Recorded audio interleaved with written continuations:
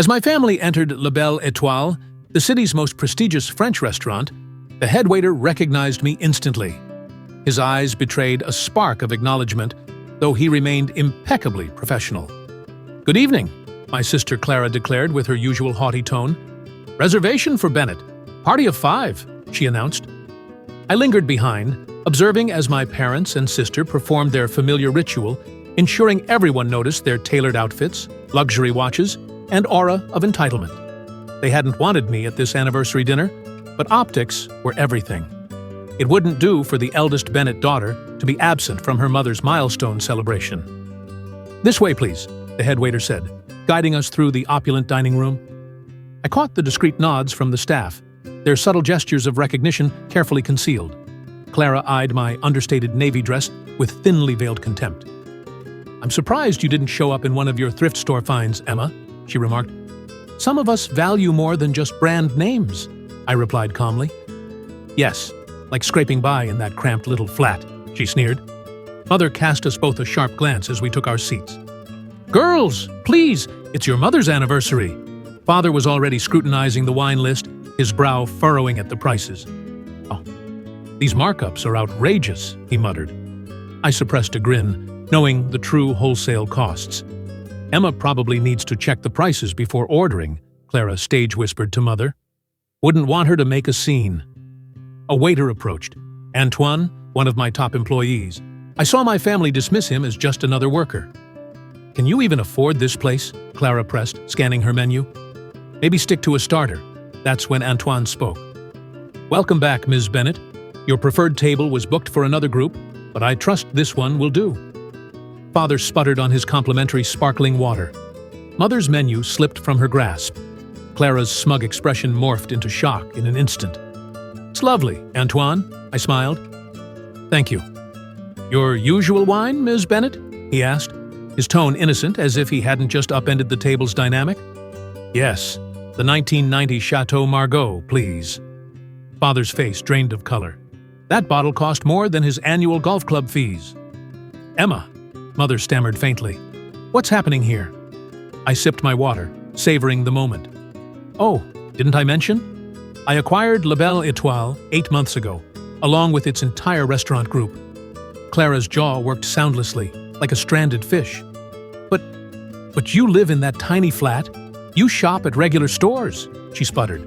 "Because I choose to," I said simply.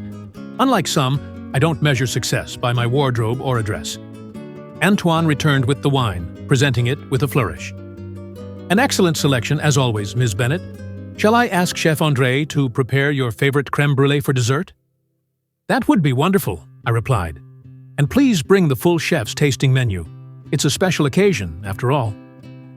As Antoine departed, a heavy silence settled over the table. The kind of silence that follows when people realize they've been mocking the owner of the very place they're dining in. My phone vibrated, likely an update about the new location we were opening in Milan, but that could wait. For now, I relished watching my family grapple with the revelation that their struggling daughter owned not just this restaurant, but an entire portfolio of upscale venues they love to flaunt their status in. Sometimes, the best comeback isn't announcing your success. It's letting them stumble into it mid-taunt. Father took a long swig of his water, probably wishing it was something stronger. Clara was furtively searching her phone under the table, no doubt trying to confirm the restaurant group's ownership. I just sat back, glancing at my menu, though I knew every dish by heart, and smiled. Dinner was about to get very intriguing. The tasting menu arrived, each course more exquisite than the last. Chef André was pulling out all the stops, knowing I was dining. My family sat in uneasy silence, poking at their plates as they processed their new reality. "So," Father finally ventured, his voice tight, "how did this come about?" I sipped the impeccably aged Margaux. "Remember that pointless hospitality degree you refused to fund?" I said. "The one you said would lead nowhere because I chose restaurant management over marketing like Clara." He shifted uncomfortably. Clara suddenly found her truffle risotto fascinating. "Turns out, there was a demand for transforming luxury dining operations," I continued. "My company now owns 28 establishments across 4 continents." Mother's spoon clinked against her plate. 28? Including Le Chateau in London, Maison d'Or in Paris, And that cozy spot in Rome where you celebrated your last anniversary, I added nonchalantly. The one you boasted about securing impossible reservations for. Clara's cheeks reddened. That's why they seated us so quickly when I used the Bennett name. Exactly, I smiled. Though you really shouldn't snap at the staff there. They report everything to me. Antoine reappeared with the next course, a flawless duck confit dish not even listed on the standard menu. Chef André's latest creation, he announced. He'd value your feedback, Ms. Bennett, before we add it to the regular offerings. I could see Father mentally tallying the worth of my empire. The same man who'd told me I was wasting my potential on restaurants instead of joining his consulting firm. The Milan location opens next month, I mentioned, tasting the duck. We're already fully booked for the first 4 months. Milan? Mother's voice was barely audible. But you said you couldn't afford to join us on our Italy trip last spring. I was there, I replied. Overseeing the build-out of my new restaurant, I just stayed in my loft instead of the family villa. Clara's phone buzzed, probably a friend who'd spotted us and was spreading word about who really owned their favorite dining spot. Is that why you never upgraded your flat? Never bought couture? She asked. I prefer to invest in what matters, I said, like paying my staff the highest salaries in the industry, offering full benefits, and creating something meaningful instead of flaunting wealth. The sommelier approached with another bottle. Mrs. Bennett, that investment firm is here again, asking about buying the restaurant group. Tell them what we always say, Louis, I smiled. Not for sale, no matter the offer. Father nearly knocked over his glass. Investment firm? Goldman Sachs, I said casually. They've been trying to buy us out for months. Offered 10 times earnings last month. The expression on his face, the consultant who'd scoffed at my business plan years ago, was unforgettable. Mother leaned forward. Darling, why didn't you tell us? We were so concerned about you living so simply. Because success isn't about flashing wealth, Mother, I said. It's about building something authentic. I gestured around the refined dining room. Everything I have, I earned myself. No family loans, no connections, no inheritance. Clara's expression shifted from stunned to scheming. So, about reservations. Still require advance booking, I interrupted. Your name doesn't grant special privileges anymore. I smiled politely. In fact, you might find some of our venues mysteriously unavailable when you call. The dessert cart arrived, Chef André's signature tarte tatin, paired with a rare dessert wine worth more than Clara's designer shoes. Happy anniversary, Mother, I raised my glass. Consider dinner my gift, as it has been every time you've dined at one of my restaurants over the past year. Sometimes, the best retribution isn't just owning the place. It's letting them realize they've been relying on your generosity all along. The wine was sublime, almost as sublime as watching my family choke down their pride with their dessert. As coffee was served, the table's dynamic had transformed. Clara's smugness was gone, replaced by clumsy attempts at praise. Mother kept mentioning colleagues who'd love to back my next project. Father sat mostly silent, likely replaying the times he'd praised Clara's entry-level role at his firm while belittling my little restaurant gig. Ms. Bennett, Antoine approached again. Chef André requests your input in the kitchen when you have a moment. The Milan menu needs your final sign-off. Clara perked up. Oh, could I come? I'd love to see. The kitchen is for staff and owners only, I said politely. Health codes, you understand? Mother tried another angle.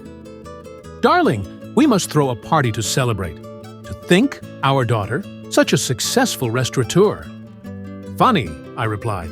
That wasn't worth celebrating when you thought I was just running a single place. The sommelier presented a folder. The wine list for Milan, Ms. Bennett, and Mr. Harris called about the Dubai location. Father's head jerked up. Dubai, opening next summer, I confirmed. Though I'm sure Clara can tell you about it. She was just in Paris last month, trying to use the Bennett name to get a table at my restaurant there. Clara flushed. I didn't know.